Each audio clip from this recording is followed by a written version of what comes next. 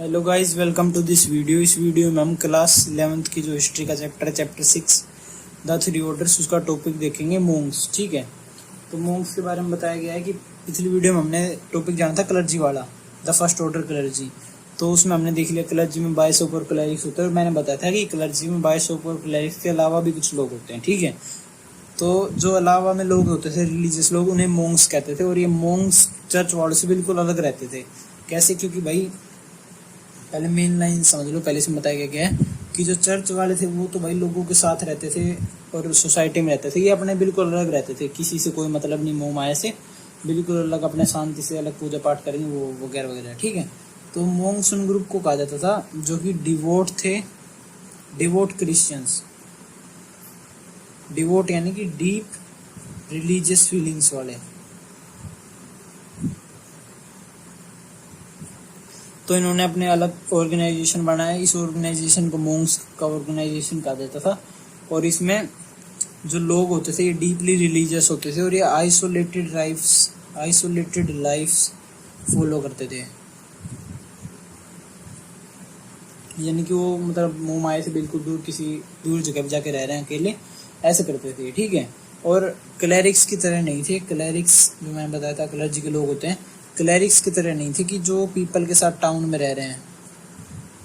Clerics जो पूजा पाठ कराते थे, प्रीस्ट वगैरह, ये सब टाउन में रहते थे लोगों के साथ मिलके।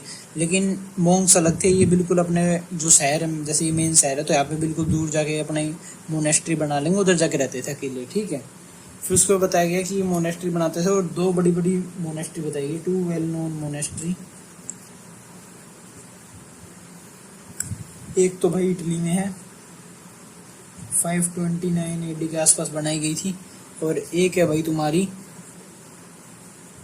क्लूनी मोनेस्ट्री, बरगुंडी, फ्रांस में।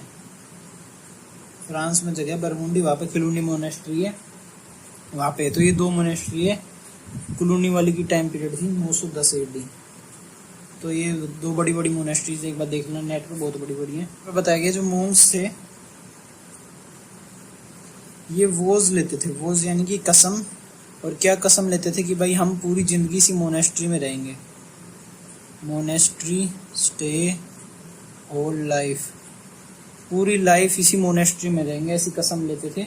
और फिर कहते थे कि हम जो अपना जितना भी टाइम रहेंगे, पूरी लाइफ रहेंगे, तो इसमें जितना भी टाइम स्पेंड करेंगे यहाँ पे, वो टाइम स्पेंड ऐसे नहीं कि भाई पड़े रहेंगे, कोई काम नहीं करेंगे, पैसा आता रहेगा, ऐसा कुछ नहीं था। वो टाइम स्पेंड करेंगे किसमें?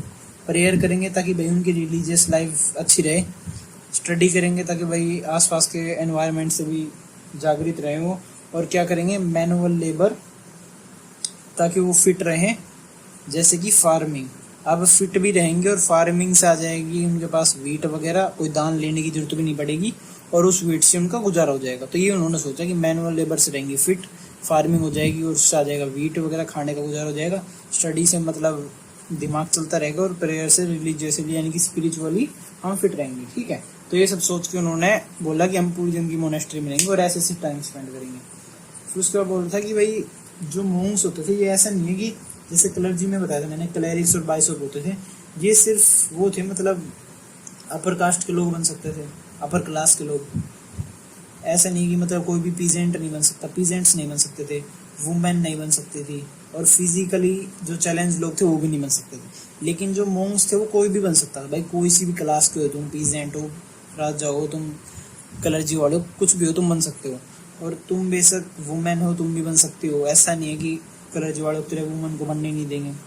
और तुम बेशक फिजिकली चैलेंज हो तुम भी बन सकते हो। तो ये सब उन्होंने मोंग्स ने रूल्स बताई, कोई भी बन सकता है हमारे। और मैन बनेंगे मोंग्स, और वुमेन बनेगी नन। वुमेन को नन कहा जाएगा, मैन को मोंग्स कहा जाएगा। ठीक है, फिर उसके बाद बताया गया इनकी जो रहने वाली जगह थी मोनेस्ट्री, उन्हें एबेज कहा जाता था, जहाँ पे सारे मिलके पूजा पाठ करते थे। और एबेज मोस्टली सिंगल सेक्स कम्युनिटी होती थी, सिंगल सेक्स कम्युनिटी यानी कि सिर्फ एक ही कम्युनिटी के लोग रहते थे, मतलब एक ही टाइप के लोग रहते थे। जैसे कि एक हो जाएगी मेल एबे जहाँ पे सिर्फ मेल रहेंगे, एक हो जाएगी फीमेल एबे जहाँ पे सिर्फ फीमेल्स रहेगी। और इसके कुछ एक्सेप्शन से, एक आध वो बताए नहीं गए, एक आध एक्सेप्शन तो हर जगह होते हैं, वरना मोस्टली जगह सेपरेट एबेज होते थे, एक मेल का अलग एक फीमेल का अलग। ठीक है, फिर उसके बाद बताया गया जो ये थे मोंग्स वगैरह, मोंग्स और नन्स, ये भी सेलिबसी को फॉलो करते थे, यानी कि ब्रह्मचार्य को फॉलो करते थे, और ये पूरी जिंदगी शादी नहीं करते थे। ठीक है, ये वाली जो इनकी चीज़ थी कि शादी ना करना, सेलिबसी ना करना, ये कलर्जी वाले से मैच करती थी 100%। ठीक है, फिर उसके बाद बताया गया कि इनकी जो वो थी कम्युनिटीज़ जहाँ पे एक साथ रहते थे आइसोलेटेड पूरी दुनिया से, तो वो कम से कम या तो ऐसा रहता था कि 5-10 लोग रह रहे हैं, 20 लोग रह रहे हैं। ठीक है, या फिर ऐसा होता था कि भाई 500 लोग रह रहे हैं, 1000 लोग रह रहे हैं, यानी कि कितनी ही बड़ी हो सकती थी, कितनी ही छोटी हो सकती थी, कोई लिमिट नहीं थी। और अगर एक जगह रहते थे, यहाँ पे बड़ी बड़ी बिल्डिंग्स बनाते थे, अब इतने सारे लोग रह रहे तो लार्ज बिल्डिंग्स बनाते थे ताकि इतने सारे लोग रह सकें। और फिर एस्टेट्स भी होती थी, इनके पास बहुत सारी ज़मीन होती थी, लैंड वगैरह क्यों होती थी, ताकि भाई इतने सारे जो लोग रहेंगे तो उनके लिए फार्मिंग वगैरह करनी होगी। ठीक है, ताकि इनका गुजारा हो सके, तो इसलिए ज़मीन भी होती थी इनके पास। उस ज़मीन पे स्कूल्स भी बनाते थे, अटैच्ड स्कूल्स। मैंने बताया था स्टडी भी करते हैं, टाइम स्पेंड करते हैं उसमें, तो स्टडी कहाँ पे करेंगे, स्कूल और कॉलेजेस में, तो स्कूल और कॉलेजेस भी बनाते थे। और हॉस्पिटल्स भी होते थे इनके पास, यानी कि भाई कोई ऐसा तो है नहीं कि ये कोई ऊपर से लिखवा के आ रहे हैं कि पूरी ज़िंदगी बीमार नहीं होंगे, तो उन्हें हॉस्पिटल्स की भी ज़रूरत होती थी। ठीक है, फिर उसके बाद बताया गया क्योंकि अभी ये इतना कुछ था इनके पास, स्कूल्स और कॉलेजेस, उस टाइम पीरियड पे स्कूल और कॉलेजेस बहुत बड़ी बात होती थी। तो स्कूल्स और कॉलेजेस जब ये हर जगह बनवाते थे, तो इस वजह से ये डेवलपमेंट ऑफ आर्ट्स में बहुत फोकस करते थे। डेवलपमेंट ऑफ आर्ट्स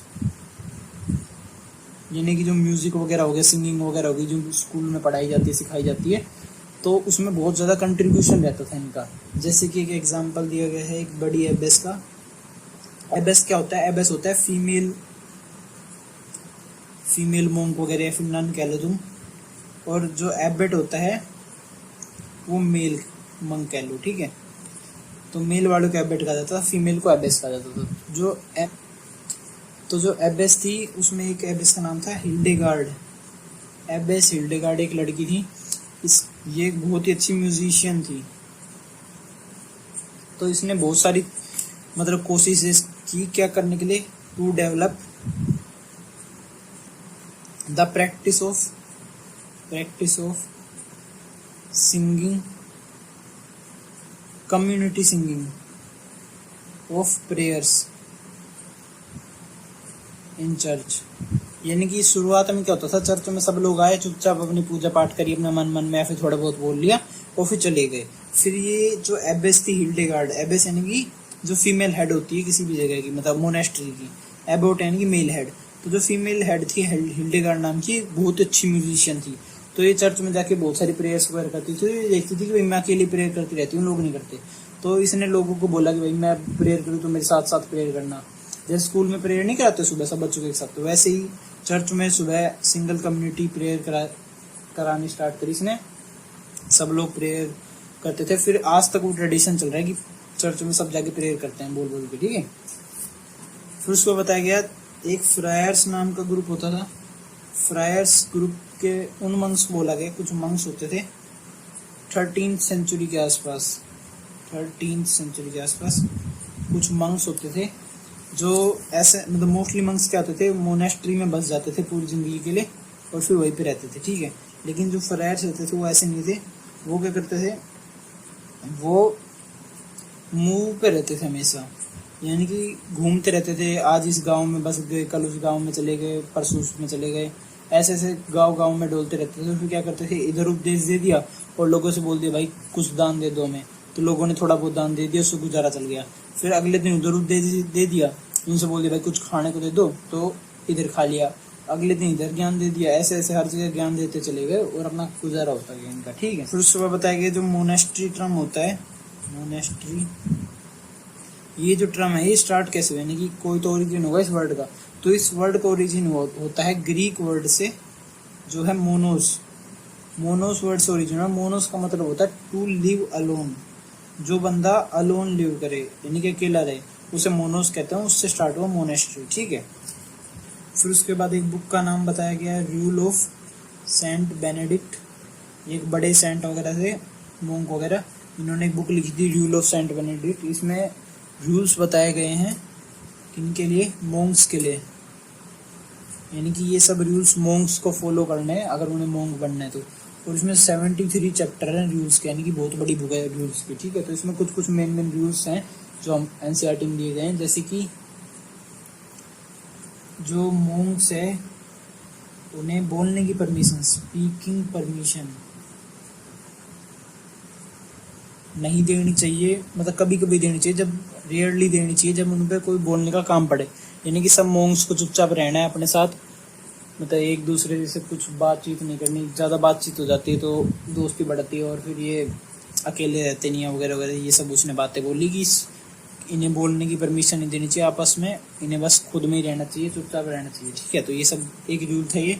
और एक और रूल था जैसे कि किसी भी मोंक के पास प्राइवेट प्रॉपर्टी नहीं होनी चाहिए, सारी प्रॉपर्टी होगी उसकी मोनेस्ट्री वालों के कम्युनिटी फंड की, ठीक है। तो प्राइवेट प्रॉपर्टी नहीं होनी चाहिए, एक ये बात बोली। एक ये बात बोली कि जो आइडलनेस है, आइडलनेस यानी कि आलस्य, आलस वगैरह जो होता है, तो आलस्य जो चीज़ है ये सबसे बड़ी दुश्मन है, एनिमी ऑफ सोल, यानी कि दुश्मन है किसी भी इंसान के शरीर की। तो इस वजह से जो मोंक्स वगैरह होते हैं, मोंक्स, नन, फ्रायर्स वगैरह जितने भी हैं, इन सबको 24 घंटे काम कुछ कराना चाहिए, यानी कि बस दिन में 8 घंटे सोने दो, बाकी पूरे दिन इनसे काम करवाते रहो ताकि इनमें आलस्य ना आ सके। यानी कि किसी दिन इनसे भाई फार्मिंग करा ली, पूरे दिन फार्मिंग कराना, या फिर किसी दिन पूरे दिन सेक्रेट रीडिंग करा रहे हैं, मतलब एक भी मिनट उन्हें खाली नहीं छोड़ना जिससे कि उनमें आलस्य ना आ सके, ठीक है। तो ये 2-4 रूल्स थे।